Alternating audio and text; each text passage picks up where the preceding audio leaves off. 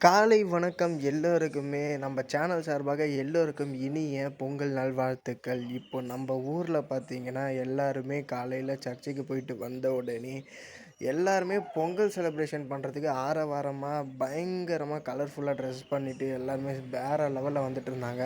So வந்தது மட்டும் இல்லாம, சர்ச்சு முடிஞ்ச உடனேயே பொங்கல வச்சு ஒவ்வொரு அ தெருவுலயும் பொங்கல் வச்சு செலிப்ரேட் பண்ணி அத விளையாட்டு போட்டியா வச்சு இன்னும் பயங்கரமா செலிப்ரேட் பண்ணிட்டு இருந்தாங்க. கயிறு இழுக்கிறது, சின்னவங்க, பெரியவங்க, அப்புறமா உறி அடிக்கிறது, சேர சுத்தி ரவுண்ட் போட்டு விளையாடுறது.